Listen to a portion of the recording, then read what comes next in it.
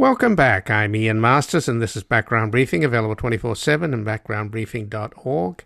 And joining us now is Robert Young Pelton, an author, filmmaker, journalist, and explorer.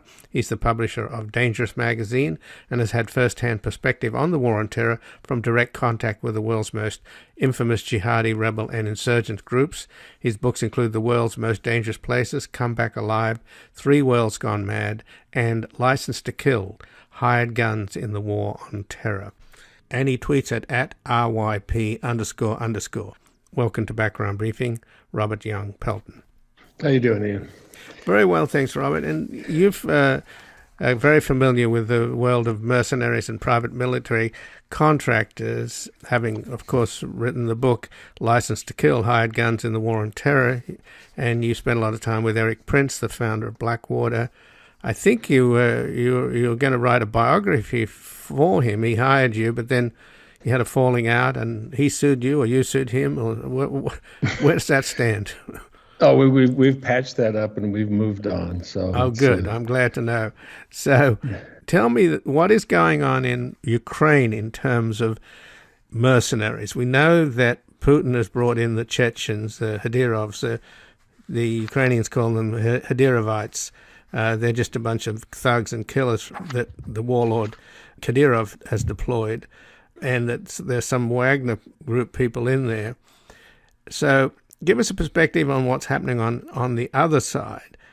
Are U.S. mercenaries going in there, or other mercenaries, to help the Ukrainians?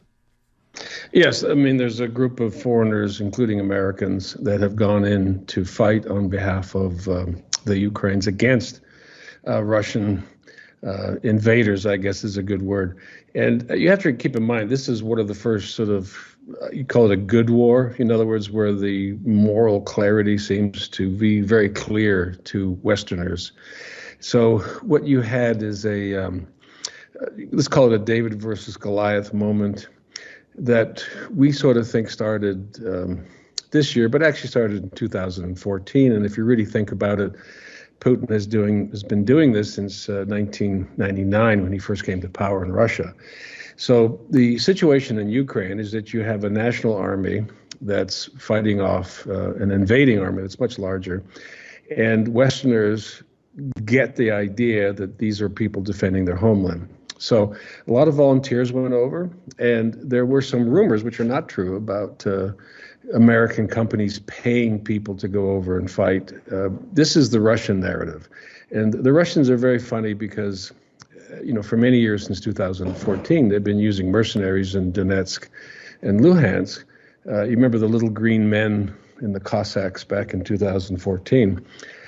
These were the origins of Wagner, a GRU-related sort of parastatal but deniable group of armed men who are mostly Russian soldiers that fight all around the world. In this particular case, the regular Russian army was used. So the Wagner elements are essentially just people assigned by the GRU to do special tasks. So to answer your original question, yes, there are volunteers. Are there people getting paid money, therefore they'd be called mercenaries? Not really.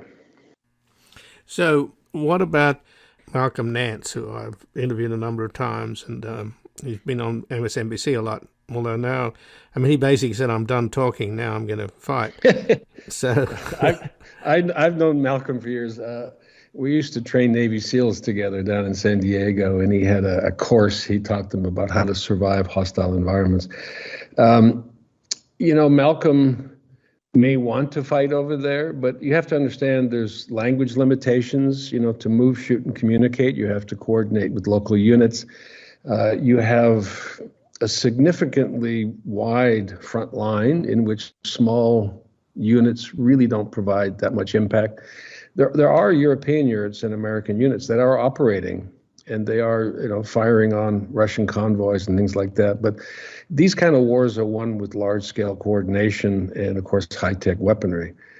All power to Malcolm for, taking the stand he is taking. But, again, realistically, based on the hundreds of phone calls and conversations I've had with people over there now, Most of the volunteers were sent to a camp, and they were told they had to sign a 3-year contract, and they would not be issued with a weapon.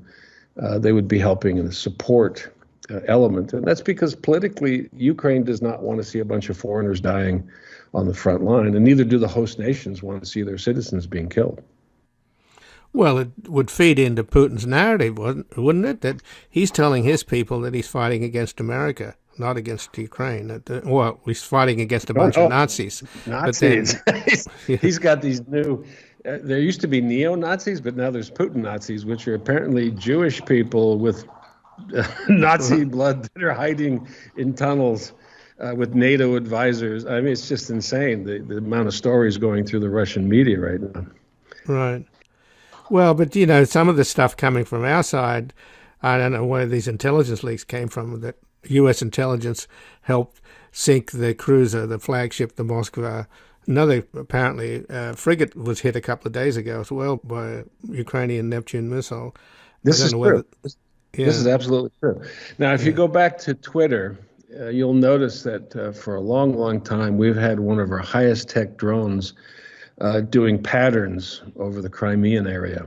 And even before the war, I used to make fun of it, drawing a giant penis over Ukraine, but we've had electronic assets over Ukraine and the Black Sea before the war started and almost on a daily basis. So yes, we are feeding very high quality intelligence to the Ukrainians, and we are helping them in targeting even high level officers like, generals and people that the Wagner people you're talking about are all being watched with their phone numbers are being tracked. So yeah, we're doing a good job.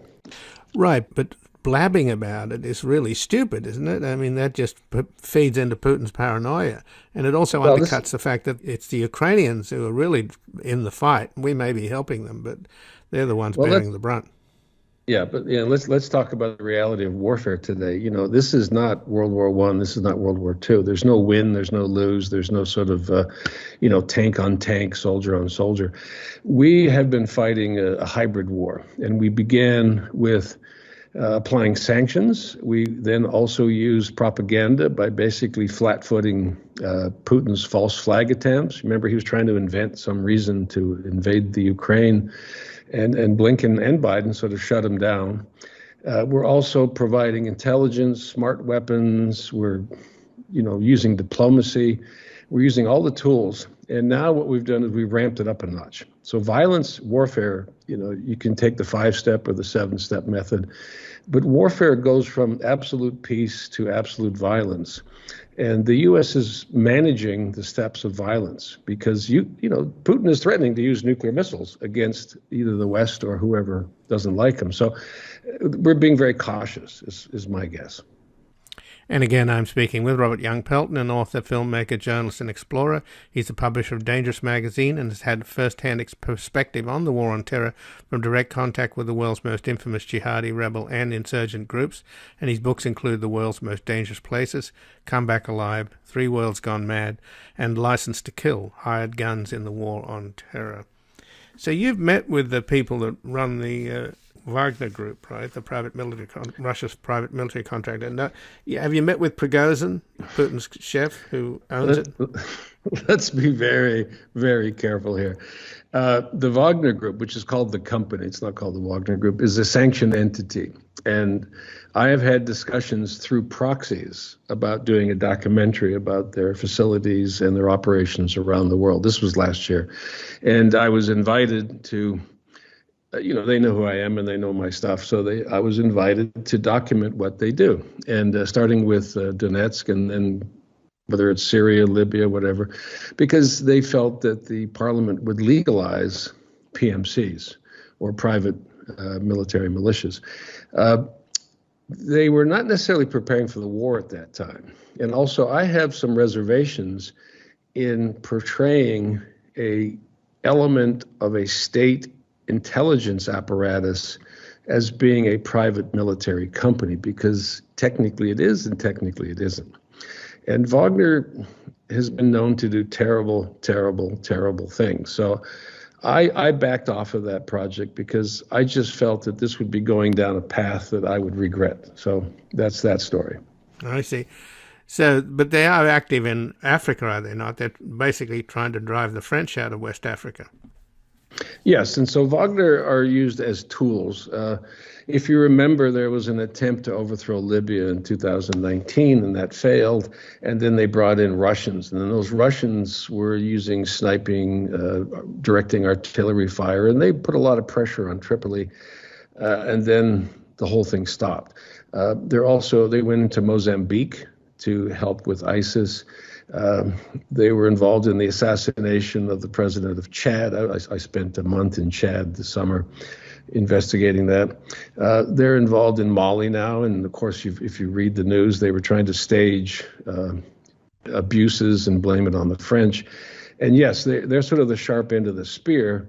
They're the muscle. They're the muscle that the UAE uses to enter places that have been toppled or threatened with being toppled. You find them in Sudan. Syria is where they're most famous, of course. But at the end of the day, you can find Wagner in about a dozen countries, and they are essentially squatting, training, guarding, allowing certain dictatorships or autocrats to survive. We don't have a solution for that.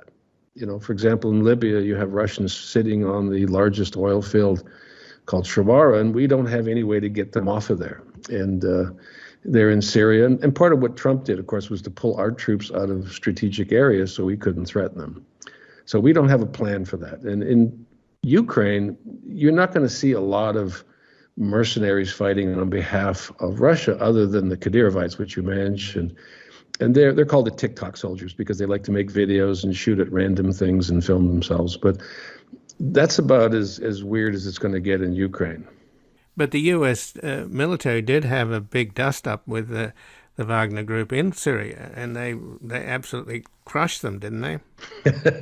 Yeah, so remember that, mythology is important. And when you talk about these mercenary groups, they're just a bunch of guys with very low-level ground and barely enough air support. They had to seize a refinery by a certain date in order to get a percentage of the proceeds from that refinery. They moved towards that, and then we had a task force in the region that politely told them that you're not going to cross the river, stand still. And they, for some strange reason, just ignored that and went to grab this refinery. And they were methodically and surgically almost eliminated. There's some very funny videotapes of these poor Russians talking about how badly they were bombed and hit. Again, these are parastatal, but they're sort of, I don't know, they're not professional units. They're sort of, catch as can. Bellingcat's done a lot of great work, if you know about Bellingcat Sure. and their work. Yeah. They have gone deep inside Wagner and the people, the training process, their passport numbers, phone numbers. The UN's done a great report on how the UAE pays for Wagner Group in Africa. So there's plenty of stuff out there, but we shouldn't be too impressed with just, the name Wagner. So you brought up the UAE, Robert Young-Pelton. So let's talk about what I think is the big story here, and it's really not gotten a lot of attention. There was an opinion piece on May the 5th in the Washington Post by Josh Rogan. America's Gulf allies are now Putin's enablers.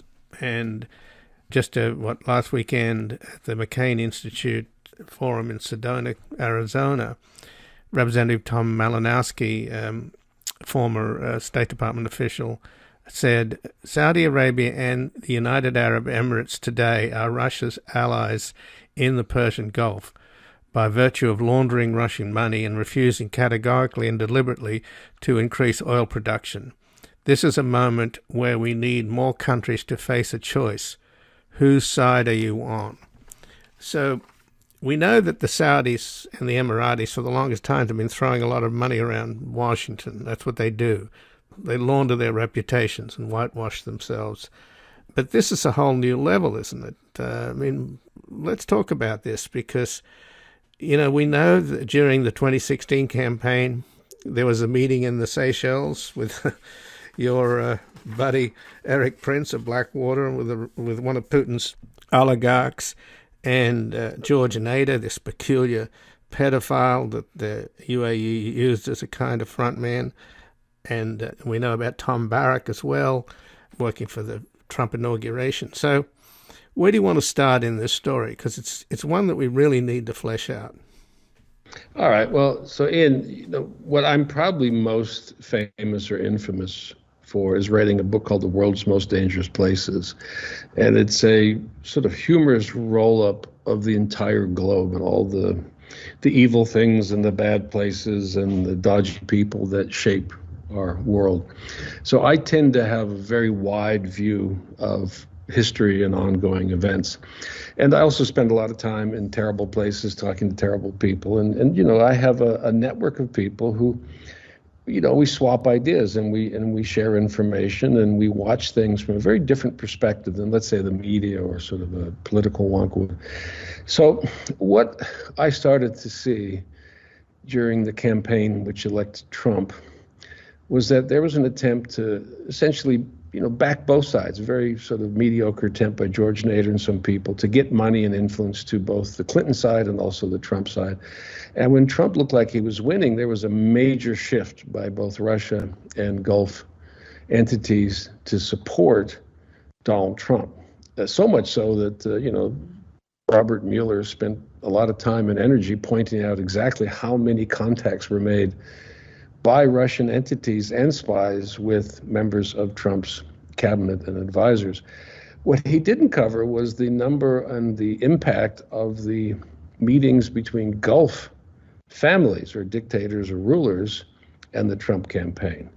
And one of the things that the Gulf dynasties have is money. They have lots of it.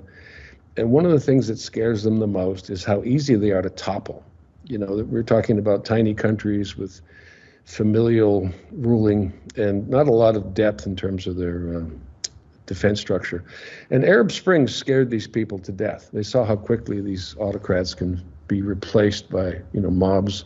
And so they began a process in 2013, when I say they, the UAE, of resetting the clock. In other words, taking these fledgling democracies, starting with Egypt, and turn them into autocracies. And it's very easy to do. You simply put a bunch of money in generals' pockets and you have a coup. And then there's your new Sisi guy, and he's, as Trump called him, his favorite dictator. So this process was brought to Donald Trump in a series of meetings, along with the idea that they could reset the Middle East, which we call the Abraham Accords. And this would essentially allow the Saudis